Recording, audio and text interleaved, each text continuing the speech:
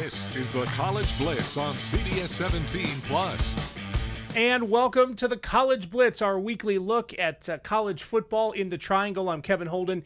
Working this one solo, don't worry. We haven't done anything with Sarah Holland or Todd Gibson. They're both around, but both very busy people this week. So you just got me. You're stuck with me this week. But we got a lot to go through here as college football in the Triangle really is starting to heat up. We've got some interesting matchups that happened last week that tell you a few things about teams in the area, but also some big games coming up that'll tell you something about teams, and a bye week, actually, that will tell you a little something about a team. So we got a lot to get to. Stick with us here, and we'll get to all of it. So let's begin. Duke and NC State, the first of the Triangle rivalries, college football of 2025, and Duke comes out on top with this one Saturday on their home turf. 45-33 was the final. We knew that Darian Mensah was a talented offensive player. That continued. The 300-yard streak ended for Mensah. He did not quite reach the 300-yard mark, but he did throw for 3 touchdowns. So he has had multiple touchdowns in every game this season. And for Duke, this was a get healthy game, a get right kind of game. They had struggled a bit, the loss to Illinois, and of course the game against Tulane. Manny Diaz had his guys back and focused for this regional rivalry, let's call it. And Mensah was terrific. But who else was really good in this game was Anderson Castle, who ended up with 3 touchdown runs in this game. Anderson Castle is a 6th-year college football player who had never scored more than 3 touchdowns in a season on the ground, rushing touchdowns in a season in his college career. And in this game, he comes up with 3 scores. So Duke found the offense in expected places and in unexpected places. But also from a defensive standpoint, this may have been the most important game for Duke's identity so far this season. Going back to week 1, they had an Elon game that was tied 10-10 at the half. Then you had the game against Illinois where the second half was difficult, and the Tulane game where Jake Retzloff just ran all over the Duke defense. And that is not the style of ball, not the type of identity that Manny Diaz and his defense wanted to have. Well, they did some good things against NC State. They intercepted C.J. Bailey 3 times at a time when they really needed a pick-me-up. And Duke got that pick-me-up, and they got a big win. It helps them not just in bragging rights, but also just in goals for the season. ACC game comes out on top, and that one is going to be one that'll be felt for a few weeks in Durham for sure. Manny Diaz, after Duke's win over NC State. They have an outstanding offensive football team. They were going to never go away, but some of the little plays that we weren't making, I thought our special teams were much improved tonight. Todd made the big kick. We blocked the field goal. They missed the PAT early, which ended up being points. We stopped the 2-point conversion. There's just a lot of little things that had not been going our way that we did a really nice job of tonight.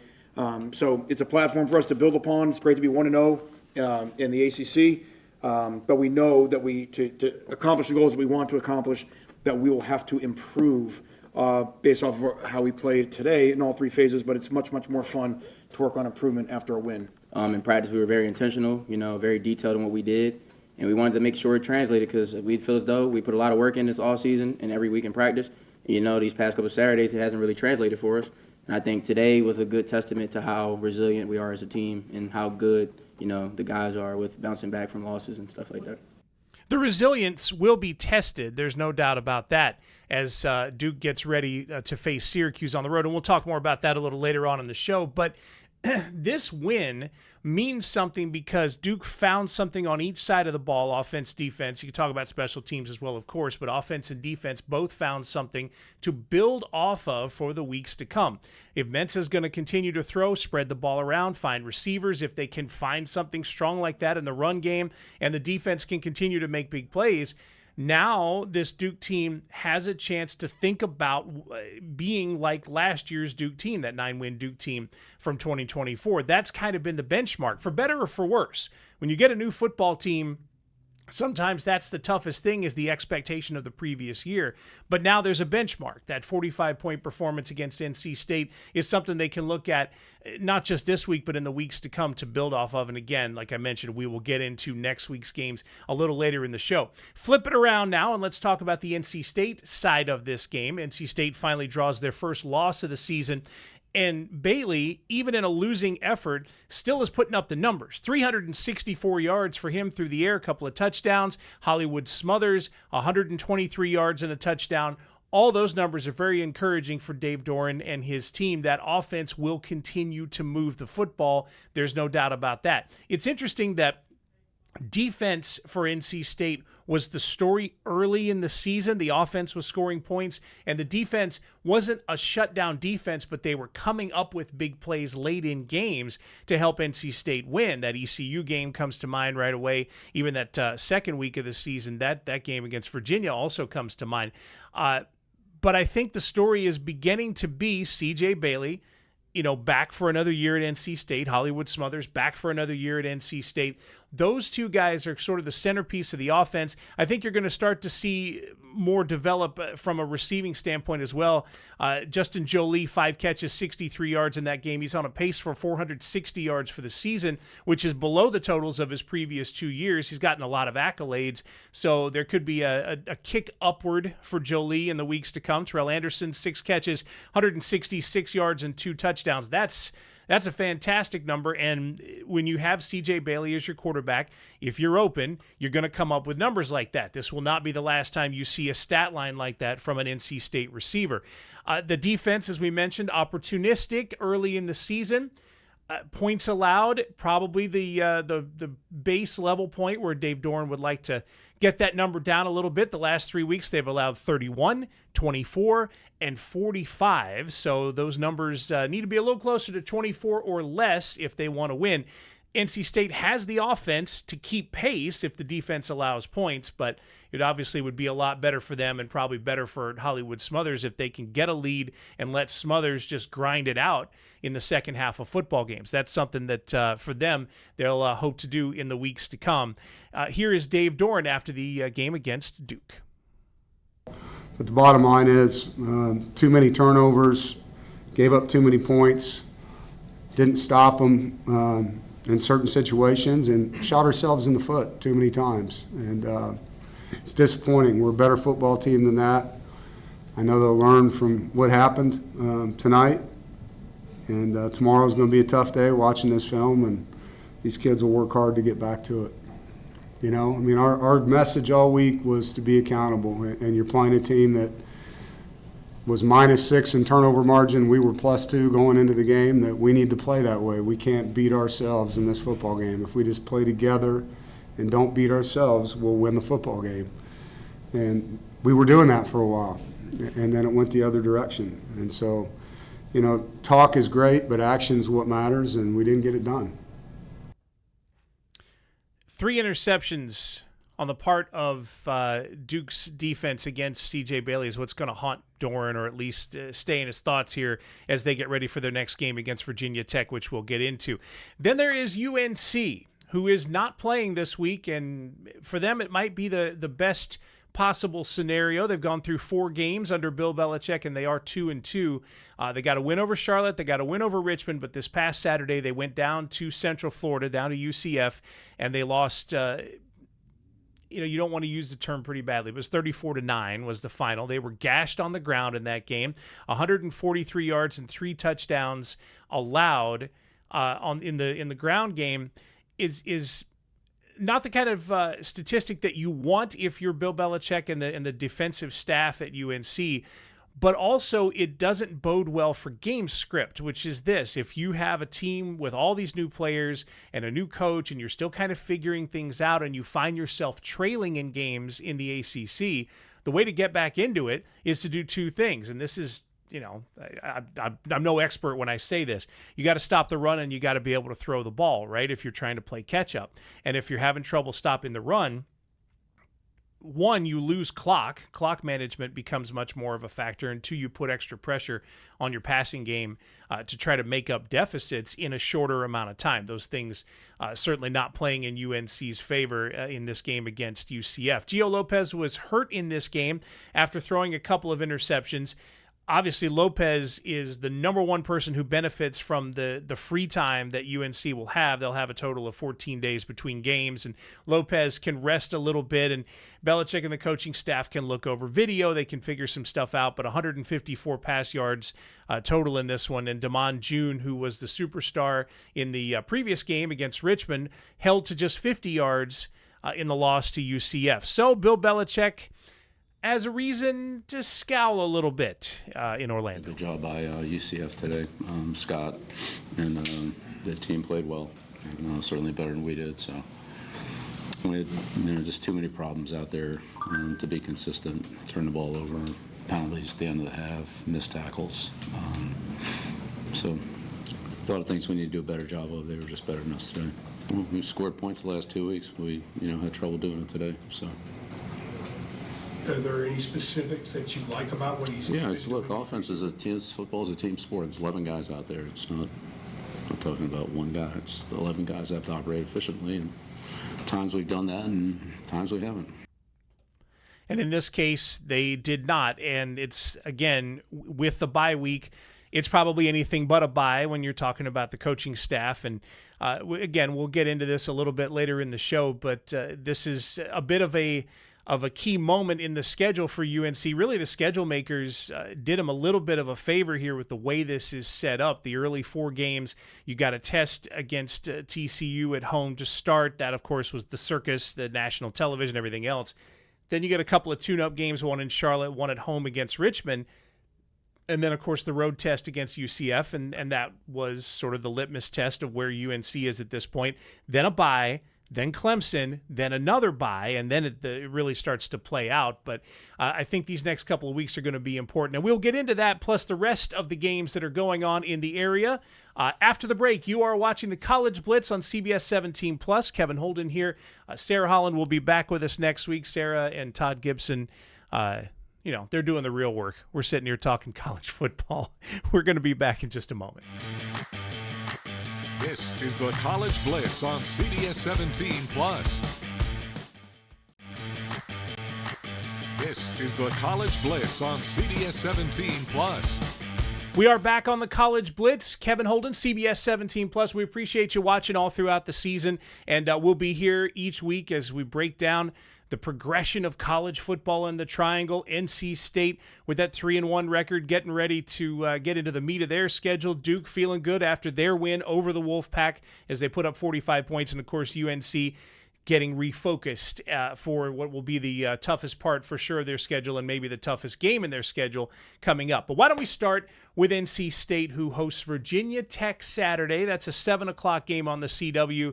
And this right here is one of those get-right games because a few weeks ago, and even I guess a week ago, we were talking about the possibility of NC State being a 6-0 football team going to Notre Dame. Notre Dame would be the 7th game of their season, and for a minute it looked like they had a chance to be 6-0 going into that game. Well, obviously that can't happen. They can still be 5-1, though.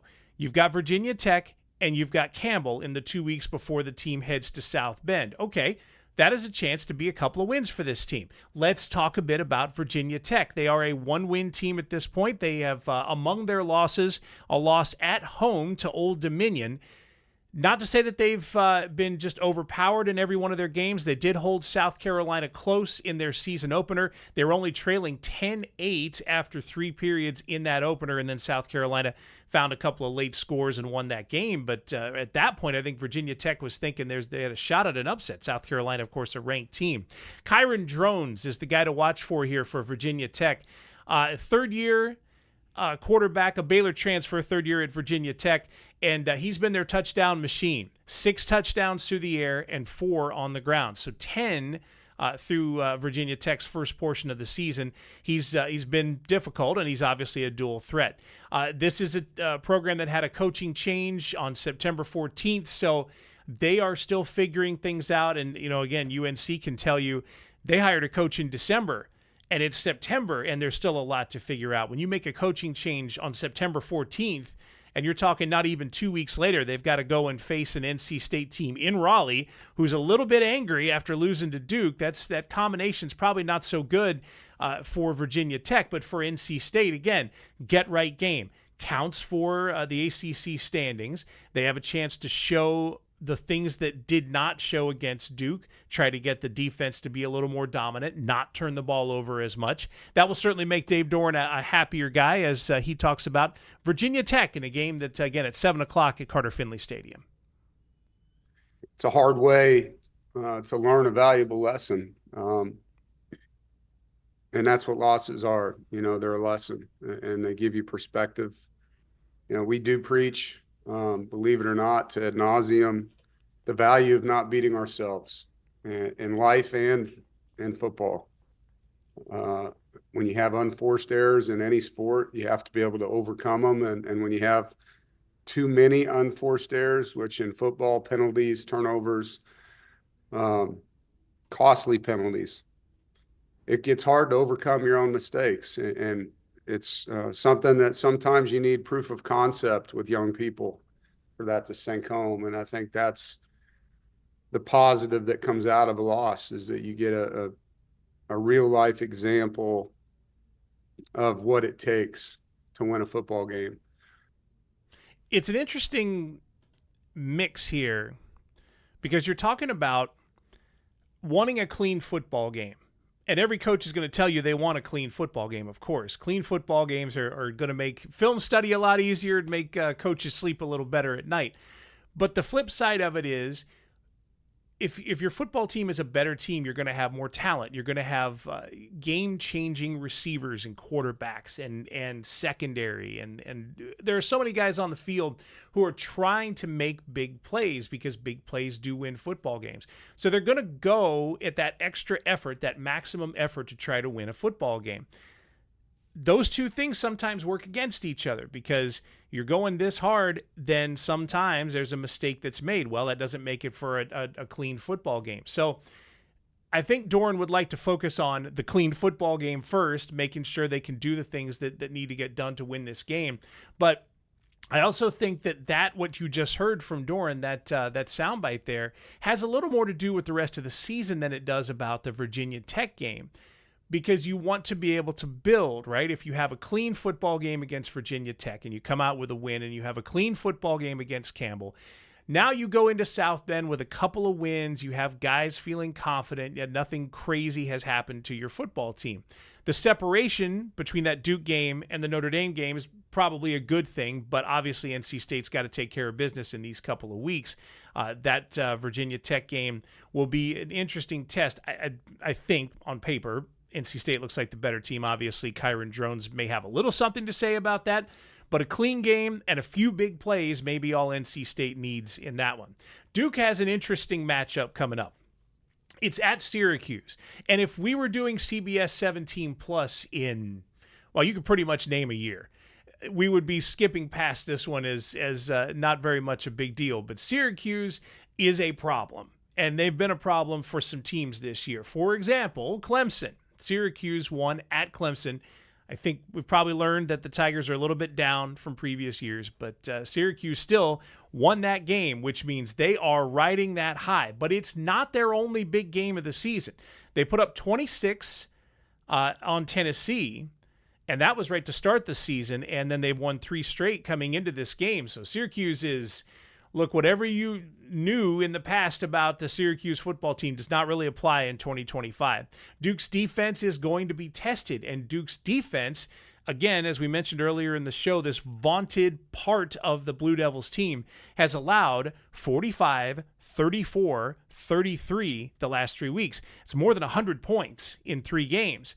And we're talking about Illinois, Tulane, and NC State.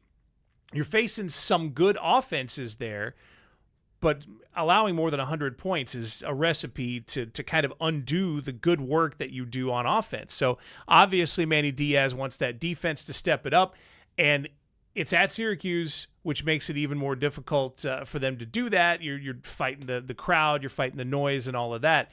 This is a fantastic test, and Duke will be taking that momentum from this past Saturday up to Syracuse. Here's Manny Diaz. What Fran Brown has done there, I mean, to have 13 wins in one season in less than a month, considering the state of where that program was when he got there, is honestly one of the best coaching jobs in the country. You watch a film and you see it. If you just look at the way that they went down to Death Valley last week and just from the opening tip, just completely dominated the game. And so you know that they're extraordinarily dangerous in all 3 phases. It's going to be a really, really good challenge. It's great for our guys. It'll immediately get our attention. That we're going to have to play our best to go and play in a very difficult place to play inside the dome. This is a really well-coached offense that knows how to throw the football. And so the expectation of our defense is that their execution and how they do things. You can just see how their quarterbacks are coached on rhythm and how they get the ball out. And if the first one's not there, whether it's checking it down or whatever it is, we don't expect there to be any sense of drop-off no matter who they have a quarterback, because everybody would have thought they would have dropped off when Kyle McCord left the program. And like I said, they dropped 3 spots in the national rankings. So they know what they're doing throwing the football. Tough test for Duke. Should be interesting to see. I think this game will tell us a lot about what they can do the rest of the season, especially as Manny Diaz mentioned on the defensive side of the ball. All right, now let's talk a little bit of UNC.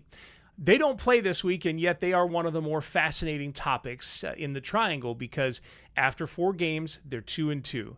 And you're starting to get into this conversation of what this is, the Bill Belichick era at UNC. Because in December when he was hired, that's a win. Everybody's there. ESPN is there. The world is watching. Off-season recruiting, videos, all the other stuff that happens, spring practice, there's intrigue. Everybody wants to know what Belichick is bringing to the program. 70 new players on the roster, and you hear that stat quoted over and over. But now you're into the season. And Belichick himself had mentioned that training camp in the NFL and the first couple of games of the regular season were when a team was still finding who they were. And in that case, you're talking 1 about professionals and 2 about guys that have been around a long time. In this case, you're talking about a team that is almost entirely fresh and new with a coaching staff that's almost entirely fresh and new. So they've had time to build up to this point. But games are the most important thing. That's where you learn the most about your team. And they've had 4 of those now. And 2 of them have been wins, and 2 of them have been losses. Now there's a bye week, and then a very difficult game with Clemson, who is just going to be an angry bunch of Hornets after losing, because they're off this week as well. So they are sitting on that loss to Syracuse for 2 full weeks. I mean, they'll be fuming when they get to Chapel Hill. And then there's another bye week after. So here's the point. After all the months of off-season work, after all of the time that they've spent building what the future is supposed to look like, what Bill Belichick's vision is supposed to look like, this is where they are after 4 games. And there are people who aren't happy with the results. But the point is, you're building something very, very new. You are walking into a building that is still being built, right? The foundation has just been laid, and they're building on top of that. I think right now is the most important time to find out what this is in the Bill Belichick program, what they can do with the off week, what wrinkles come out, what players are changed out, whatever changes are made. Then you have the Clemson game, and then again, another bye week. That Clemson game will give them very good video to work from for the second half of the season. That's it's going to be, I think, where we learn really what this is from a Bill Belichick standpoint, because all it's been to this point is new. And the results on the field haven't been great, but also you have to balance it again against expectation. A completely new everything there. And the Charlotte game was a win. That Richmond game was a win. UCF just, you really, it's got to not be fun tape to watch, the UCF game. But certainly they have time and motivation to watch, to make changes, and to see exactly what this is at UNC over the second half of the season. Real quick, let's run down the other games happening. Campbell is hosting Western Carolina, and man, Campbell, who had a rough start to the season, they were close in games, close against Rhode Island, close against Furman. Then they play Western Carolina, and they win this double overtime thriller, 50-48. And in Bowie's Creek, the celebration was just, it was on, right? Like, they were extremely happy. So, like we were talking about not wanting to face Clemson because they're angry, Western Carolina is picking a bad time to face Campbell because they're extremely happy. They came out with that double overtime win, and they'll certainly come in with momentum. NC Central is on the road. They are at East Texas A&M. If that school does not ring a bell to you, you're like, I've never heard of East Texas A&M. They used to be known as Texas A&M Commerce, and if you could use the words battle-tested for a lot of teams in the country through the first few weeks of the season, I don't know if any team at this level of college football has been more battle-tested than East Texas A&M. They have played at SMU, they have played at Florida State, and they've played at Grambling in the third week. So this is their first home game on top of everything else. They've played some of the 2 ranked teams, and now they will have their first home game with NC Central headed there. So that's a tough test for the Eagles. And then Fayetteville State, their first home game of the year, finally. Virginia State's going to make their way down there, and Shaw at home against Virginia Union. As we tape this, weather is a possible concern for Saturday, and the games that are played on Saturday in the Triangle. Obviously, you've seen enough football, and you know what happens in the rain. The game changes, and it'll be interesting to see which teams get a little better or a little worse based on that. If you've got a strong run game, in theory, that should be one of the best ways that you can help yourself out in the rain. So I look at the numbers, and Hollywood Smothers and NC State certainly get a boost if the conditions are not necessarily the best for college football. Well, the conditions are always great to talk college football here on CBS 17+. That's because we're indoors. I'm Kevin Holden. Sarah Holland will be back with us next week. We appreciate you watching. This has been certainly a blast here in the first half of the season, talking college football, hearing from the coaches, and breaking things down. So be sure to join us next week. Thanks for watching. This is the College Blitz on CBS 17+.